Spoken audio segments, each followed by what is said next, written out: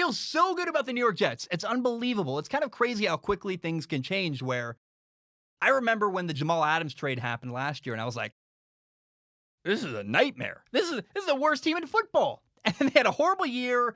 Adam Gase was a train wreck, and I just remember like feeling, I think I literally did a topic at one point saying the Jets are the worst team in football. Now I look at it and I go, I love their GM, Joe Douglas. Joe Douglas is smart. He's made good moves. Joe Douglas got a great GM.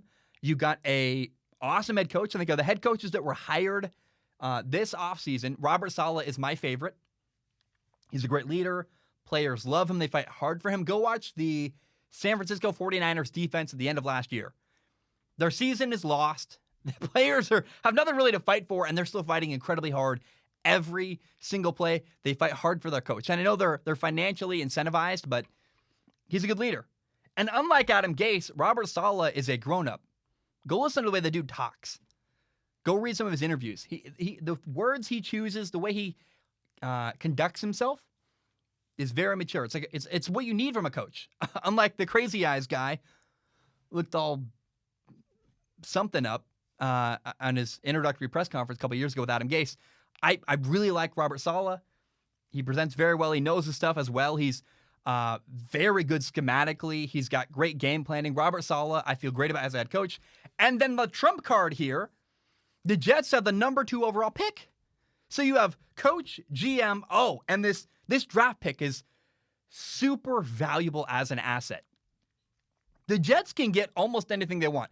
Pretty much the only thing the Jets can't get in the next month and a half is Trevor Lawrence because he's going to go to Jacksonville. Either you can draft a quarterback number 2 overall. You draft Zach Wilson or Justin Fields or Trey Lance. You have the pick of the litter other than Trevor Lawrence. Or if you're the New York Jets, you could say, hey, we got 2 first-round picks this year.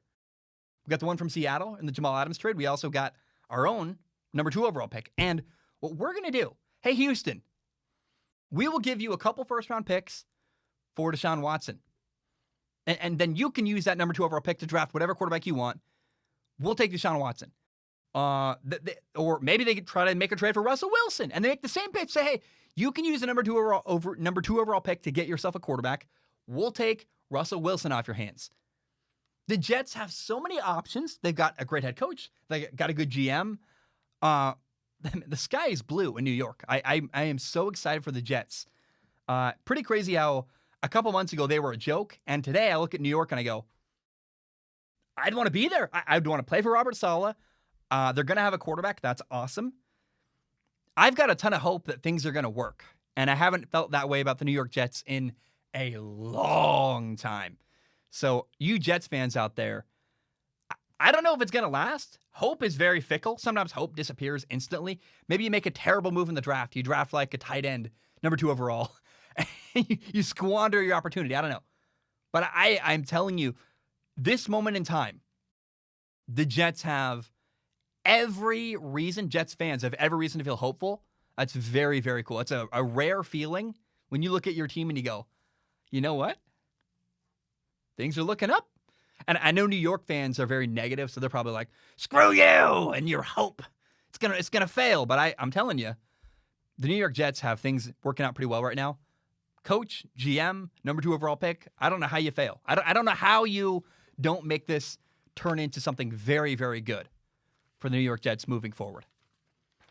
I guess it can't happen, though. I hate to be that guy, but you can squander. Who was that tight end they drafted? Kyle Brady, when they needed a quarterback or something?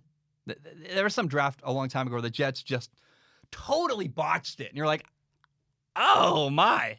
That's horrifying.